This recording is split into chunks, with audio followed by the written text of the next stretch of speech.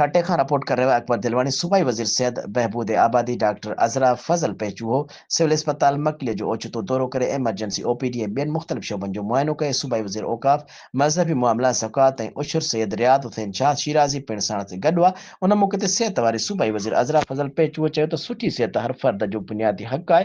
सिंध हुकूमत बहितर सिहत जूं सहूलियतूं फराहम करण लाइ कोशिशूं करे रही आहे। हुन लाॻापियल डॉक्टरनि जी सलाह ते एमरजेंसी वारे शोबे खे जिस्म ऐं गैस मापण जे GABG मशीन जी फ़राहमी जो यकीन ॾियारियो ऐं जीअं वेंटिलेटरनि खे फ़ाल बणाए सघिजे। हुन लाॻापियल इंसाम खे हिदायत कई त मरीज़नि खे सिहत जी बहितर सहूलियतुनि जी फ़राहमी खे यकीनी बणाए वञे।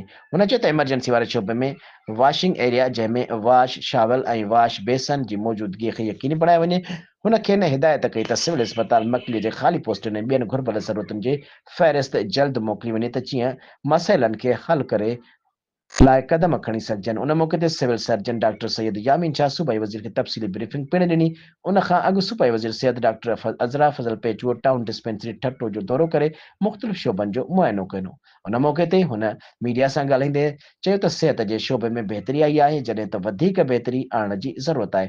हुन टाउन डिस्पेंसरीअ खे जदीद सहूलियतुनि सां आरास्ता बनाइण ते DSO ठट्टो जी कोशिशुनि जी तारीफ़ कंदे चयो त अहिड़ी तरह महिनत ऐं ईमानदारी सां कमु करण सां न रुॻो केतिरियूं ई क़ीमती जानियूं बची सघनि थियूं पर अवाम खे पिणु बहितर सिहत जूं सहूलियतुनि मां फ़ाइदो हासिल थी सघे थो।